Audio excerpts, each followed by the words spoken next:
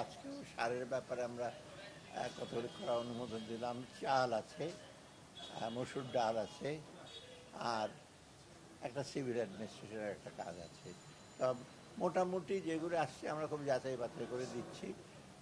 অনেকগুলো আমরা ক্রয় সংক্রান্ত করে অনুমোদন দিলাম, কিন্তু এককভাবে টাকার অঙ্ক এক একটা খুব বেশি না, সবগুলো মিলে হতে আগে অনেক সময় দেখা হতো বিরাট বিরাট প্রজেক্টের সাথে, সেটা এখন আমরা যেগুলো আসবে সেগুলো যাচাই বাছাই করি।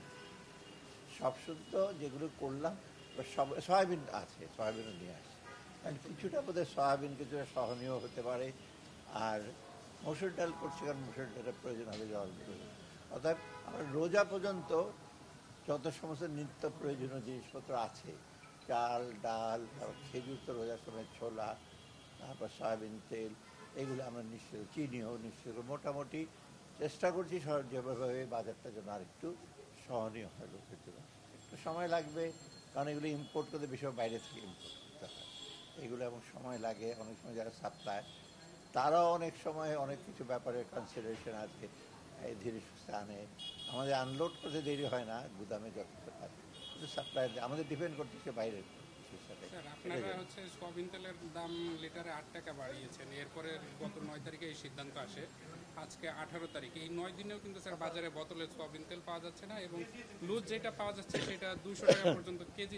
সেইটা বাজারের ব্যাপারটার সাথে আমাদের একটু একটু আমি বলবো গ্যাপ আছে, কারণ আমরা যেটা করি, যেটা বিক্রি করার কথা সেটা, এখানে তো বাজারে অনেক রকম ব্যাপার আছে। যেমন 8 টাকা তখন 12, সেদিনকে তার পরের দিন কিন্তু অনেক সাপ্লাই পেয়েছে, কারণ ব্যবসায়ীরা যারা যখনই দাম বাড়াচ্ছে, আর তাদের একটা প্রত্যাশা আছে 8 টাকা বাড়িয়েছি আবার হতে পারবে, সেটা আপনারা নিজেরাও জানেন না। এখন যেমন আমরা আজকে সয়াবিনটা ইম্পোর্ট করতে বলছি, আমরা চাচ্ছি যে যত সম্ভব আমাদের দিক থেকে সাপ্লাইটা আসুক, তো ব্যবসায়ীদের কাছে যেন একটু একটা মেসেজ যায় যে দেশে সরবরাহ। এখন যাচ্ছে কি যাচ্ছে সেটা যেন আলাদা ব্যাপার। যে ভোক্তাদের পক্ষ থেকে কিন্তু অভিযোগ হচ্ছে যে বাজারে মনিটরিং হচ্ছে না, যে কারণে বাজারটা শোনেন, বাজারে মনিটরিং যে হচ্ছে তা না, কারণ যেভাবে সবাই যদি যারা বিক্রি করে, অন্যান্য দেশে কিন্তু এরকম হয় না, সবাই মিলে একটা ঠিকঠাক করে।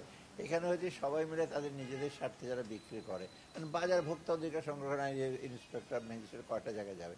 আমরা প্রত্যেক জায়গায়, আমি কিছুদিন আগে পাবনা গেলাম, সেখানে একই অবস্থা। ডিসি বলছে আমরা কমিটি করে দিয়েছি, এডিশনাল এসপি আছে, তারা যায় বাজারে, যতক্ষণ থাকে তারপরে চলে আসে, আবার দেখি সেই। অর্থাৎ এটা যদি লোকজন যদি একটু কনসিয়াস না হয়, মানুষ যারা অনেক সময় তারা নিজেরা যদি মনিটর করে কমপ্লেন করে কি, তখন আমরা বলছি ওর যেন যথাযথ ব্যবস্থা, সেটা ঠিক হয় না। আমাদের যেটা হয় কি, লোকজন সহনশক্তি বেশি, কিনে নিয়ে চলে যায়, কিন্তু বাইরে কিন্তু কনজিউমার খুব কনসিয়াস থাকে, কমপ্লেন করে। এটা আপনি পার্শ্ববর্তী ভারতে দেখেন না, দাম বেড়ে গেলে ওরা প্রোটেস্ট করে, কিন্তু এইখানে আমি প্রোটেস্ট করতে বলছি না, অ্যাটলিস্ট সবাইকে যদি বলে, না বলে এখন মনিটর করে, তা অনেক সময় আমরা পাই খবর, তো দেখছি লোকজন সহ্য করে। ব্রেকফাস্ট, টিফিন কিংবা স্ন্যাক টাইমে মজাদার আয়োজন মানে অল টাইম ব্রেড।